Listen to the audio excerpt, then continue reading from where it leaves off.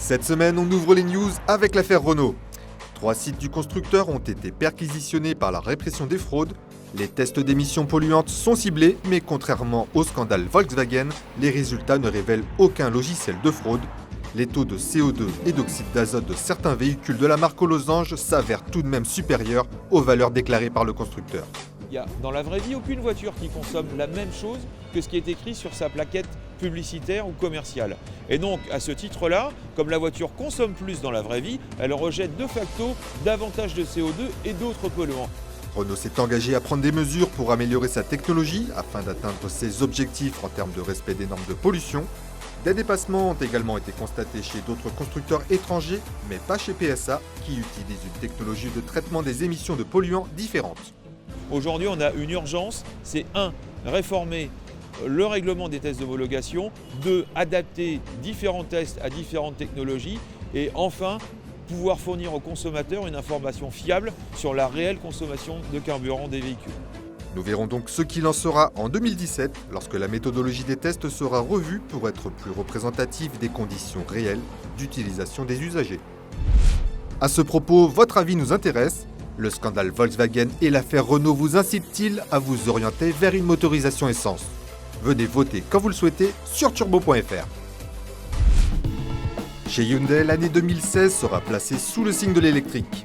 Un nouveau modèle et une première mondiale, la Ioniq sera le premier véhicule au monde à être proposé à la fois en version hybride rechargeable et 100% électrique, lorsque les concurrentes se contentent au mieux des 2 premières uniquement. Enfin, une concurrente de taille au Toyota Prius et Volkswagen Golf GTE.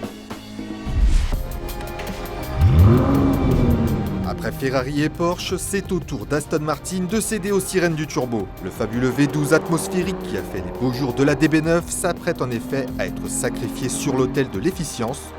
Celui qui équipera la future DB10 adopte une double suralimentation et comme vous pouvez le constater, la sonorité reste toujours sensationnelle. Rendez-vous au Salon de Genève en mars prochain pour découvrir son bel écrin. C'est officiel, la Fédération internationale de l'automobile vient de dévoiler le tracé du Grand Prix parisien de Formule 1. La 7e manche du championnat de monoplace électrique aura donc lieu autour de l'Hôtel des Invalides, situé en plein cœur de la capitale. 14 virages au total et des pointes de vitesse à 200 km/h, le spectacle s'annonce majestueux. 15 000 places seront disponibles, dont un tiers gratuitement. Rendez-vous donc le 23 avril pour le premier Grand Prix parisien de l'histoire.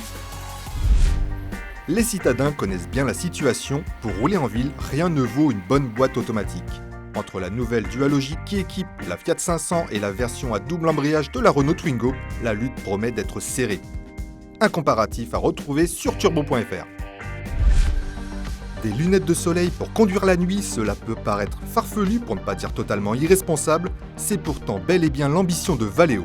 L'équipementier automobile français vient en effet de présenter au CES de Las Vegas des lunettes actives adaptées à la conduite de nuit. En cas de besoin, les verres s'obscurcissent instantanément pour éviter l'éblouissement.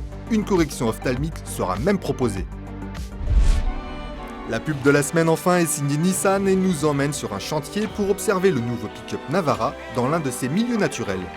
Nous connaissions ses qualités d'utilitaire indestructibles, parfaitement taillées pour les travaux de grande ampleur, mais nous ignorions qu'il se révélait aussi à ce point le véhicule de loisir idéal, puisqu'il est même capable d'aménager un terrain de foot pour les enfants.